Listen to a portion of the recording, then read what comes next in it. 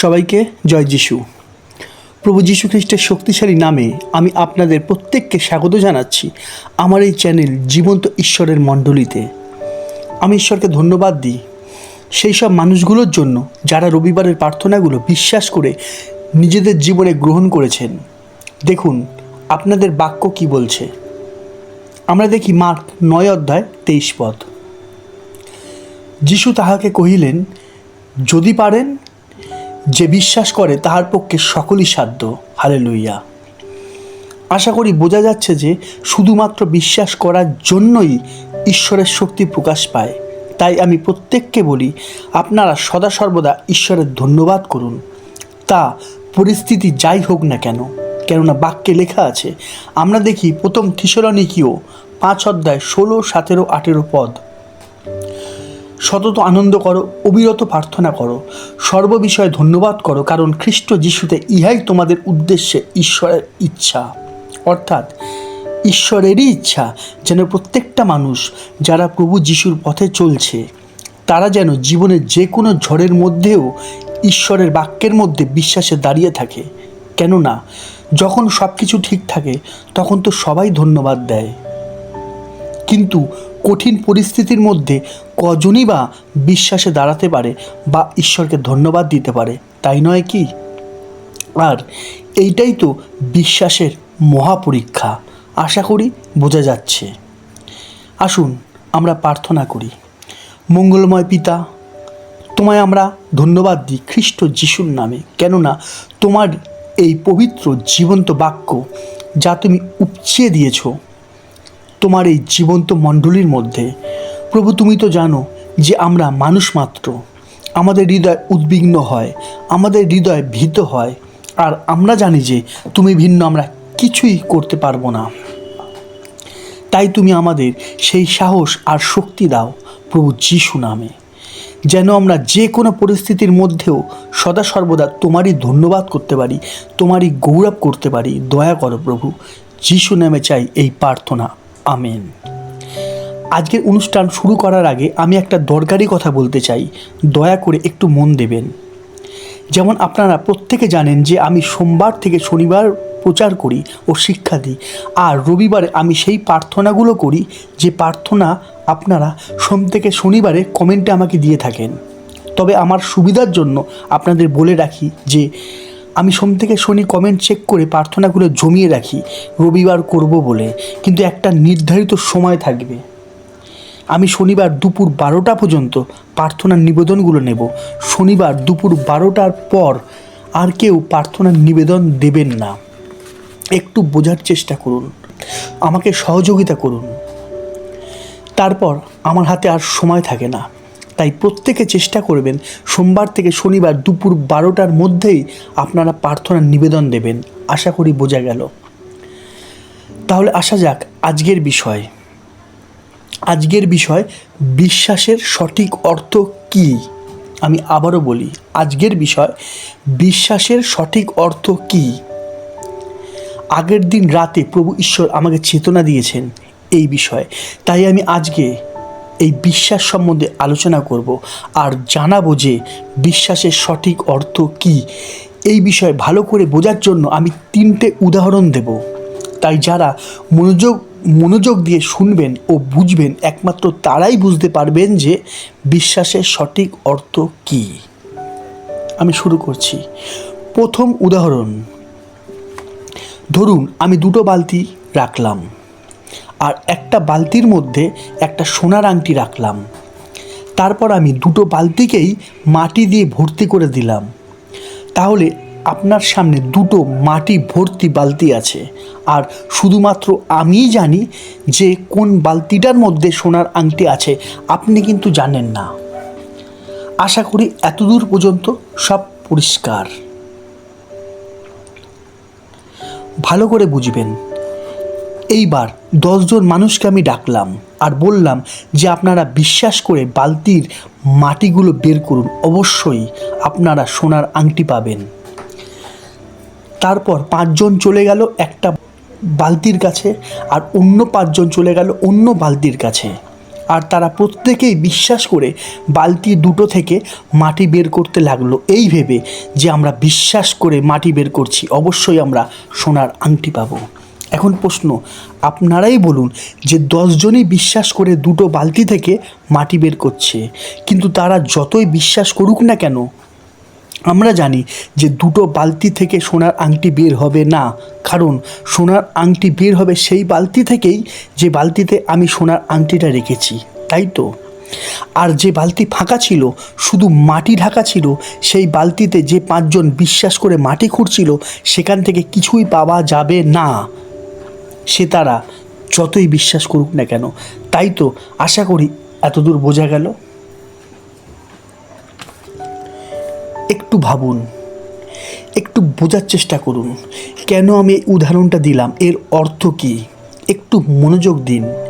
এই উদাহরণটার সঠিক অর্থ হলো, বিশ্বাস আমাদের সেখানেই করতে হবে যেখানে সত্যি কিছু আছে, আর যেখানে কিছুই নেই সেখানে যদি আমরা প্রচুর বিশ্বাসও করি না কেন, তবুও আমাদের কোনো লাভ হবে না, কারণ সেইখানে তো কিছুই নেই, তাই না? অর্থাৎ আজকের দিনে প্রভুর পথে অনেকে সঠিক জায়গায় বিশ্বাস করতে পারছে না, অর্থাৎ যেখানে সত্যি কিছু আছে সেইখানে তারা বিশ্বাস না করে বিশ্বাস সেইখানে করছে যেখানে কিছুই নেই। যেমন আমাদের বিশ্বাস করতে হবে শুধুমাত্র ঈশ্বরের বাক্যের উপর।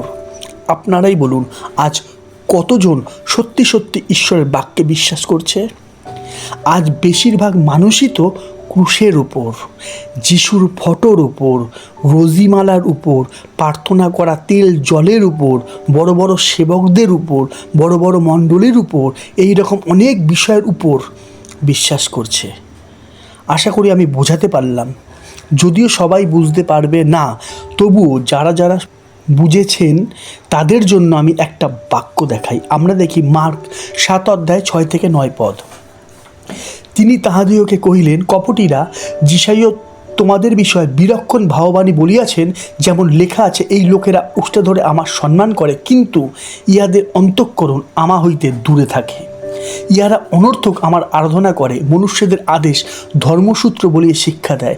তোমরা ঈশ্বরের আজ্ঞা ত্যাগ করিয়া মনুষ্যদের পরস্পরগত বিধি ধরিয়া রইয়াছ। আমি আবারও বলছি, তোমরা ঈশ্বরের আজ্ঞা ত্যাগ করিয়া মনুষ্যদের পরস্পরগত বিধি ধরিয়া রইয়াছ। তিনি তাহাদিওকে আরও কহিলেন, তোমাদের পরস্পরগত বিধি পালনের নিমিত্ত তোমরা ঈশ্বরের আজ্ঞা বিলক্ষণ অমান্য করিতেছ। আমরা দেখি মার্ক 7 অধ্যায় 13 পদ।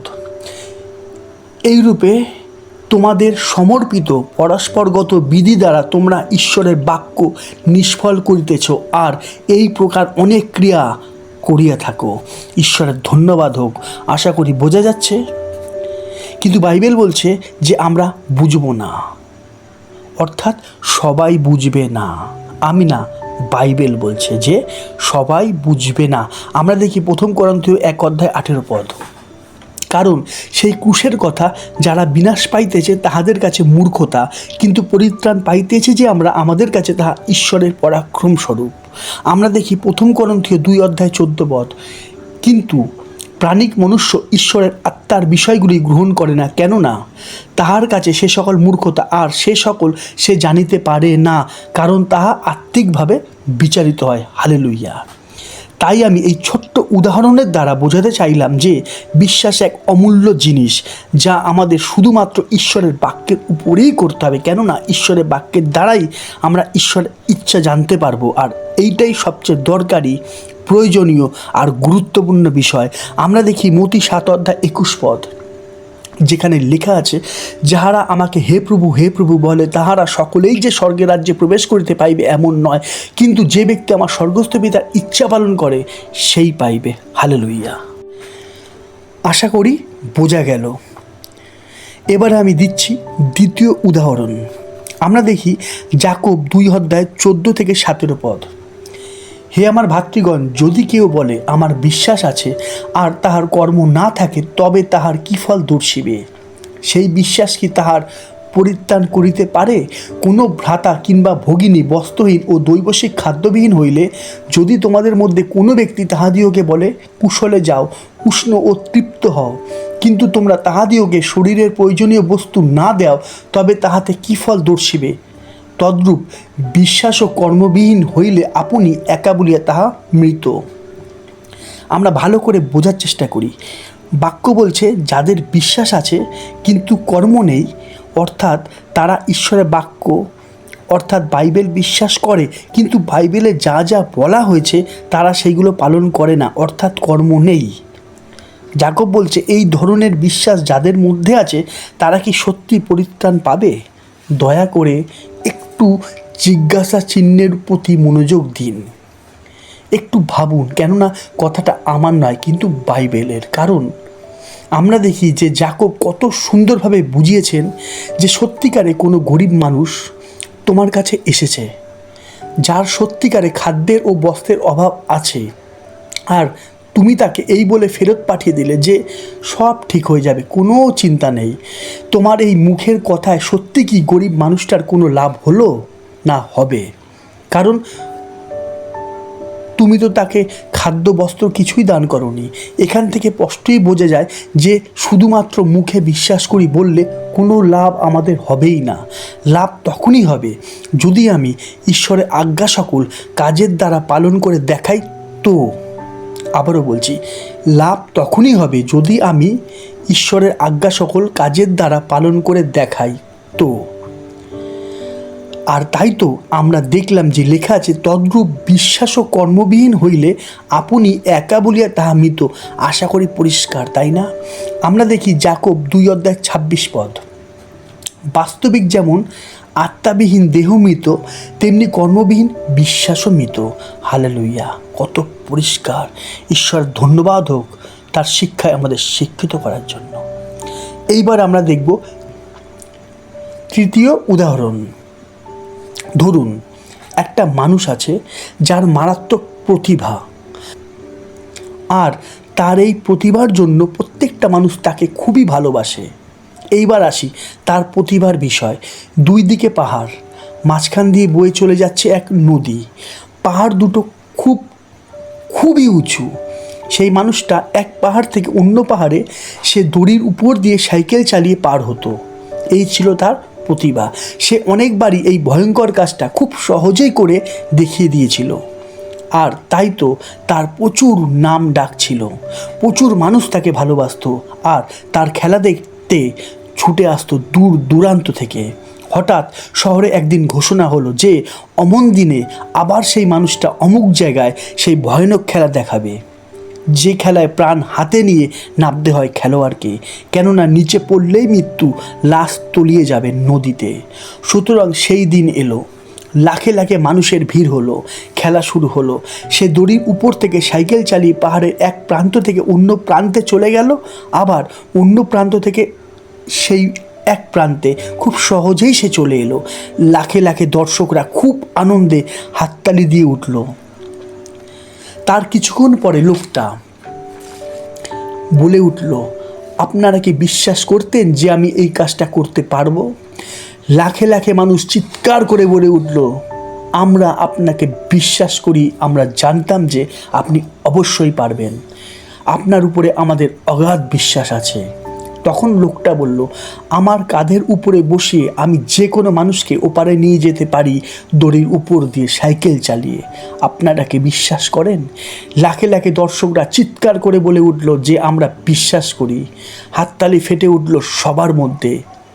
তখন মানুষটা বলে উঠল, তাহলে আপনাদের মধ্যে যে কোনো একজন আসুন। এইবার দর্শকরা চুপ। এইবার প্রত্যেকে একবার দড়ির দিকে একবার নদীর দিকে দেখতে লাগলো। কেউ সাহস করে এগিয়ে এলো না। তখন হঠাৎ সেই লাখে লাখে মানুষের ভিড়ের মধ্যে থেকে একজন সাহস করে এগিয়ে এলো আর বলল, আমি যাব আপনার সঙ্গে, কেননা আমি আপনাকে বিশ্বাস করি। অবশেষে তাই হলো। মানুষটাকে ঘাড়ের উপর বসিয়ে খেলোয়াড় দড়ির উপর থেকে সাইকেল চালিয়ে তার খেলা সমাপ্ত করলো। আবার দর্শকের হাততালি গর্জে উঠল সেখানে। আশা করি বোঝা যাচ্ছে যে আমি কি বলতে চাইছি, কি বোঝাতে চাইছি। একটু ভাবুন, একটু বোঝার চেষ্টা করুন। প্রভু যিশুকে তো সবাই ভালোবাসে, তাই না? প্রভু যিশুকে তো সবাই বিশ্বাস করে, তাই না? কিন্তু প্রভু যিশু বাক্যের দ্বারা আমাদের যা যা করতে বলেছেন, কয়জন সেটা করে দেখায় বলুন তো?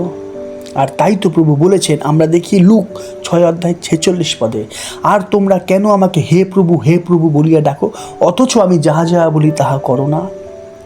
হালেলুয়া।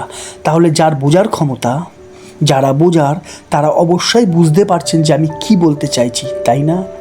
আশা করি এই 3টে উদাহরণের দ্বারা আমি আপনাদের বোঝাতে পেরেছি যে বিশ্বাসের সঠিক অর্থ কী, আর প্রভু আমাদের মধ্যে কেমন বিশ্বাস দেখতে চায়, তাই না?